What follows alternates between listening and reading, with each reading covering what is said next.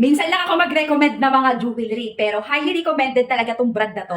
Dahil nga, may box na siyang lagayan sa loob, may maganda pa siyang paper bag na talaga namang swak na swak ipang regalo. Ito yung pinaka-appearance ng mga paper bag niya once na mag-check out kayo. Tama, kahit isa lang ang bilhin mo, may pa-paper bag na siyang ganito, kaya hindi ka na problema kung lagayan lang ng pangregalo.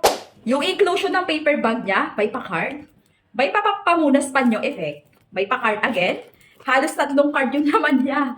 Tapos ganito yung pinaka-box ng lagayan ng jewelry. Oh, di ba?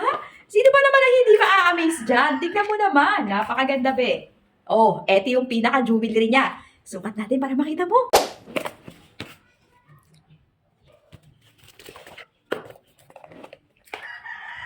Grabe, di ba? Ang gaganda lang talaga. As in, naka-discount sale din sila ngayon. Sobrang mura, sobrang baba lang. Highly recommended yan kasi panalo talaga.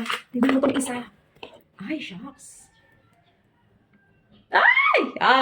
Pakita ko isa-isa. Ito pa pala yung isa. Oh, di ba? As in, tingnan mo to. Ganda lang. Tapos tingnan mo to. Ay, grabe siya, be. Tapos tingnan mo pa to. Eto pa yung isa. Oh, be, ikaw na lang talaga mananawa. Ang ganda ipang regalo kasi may paper bag na siya. Naka-discount sale to ha. Non-faded, non-tarnish, hindi nangangalawang. Pure stainless steel. Highly recommended talaga. Kaya pag gusto natin yung mga ganitong klaseng necklace, jewelry, eto yung yellow basket nila, i-check mo lang. Highly recommended yan. Quality na, affordable pa.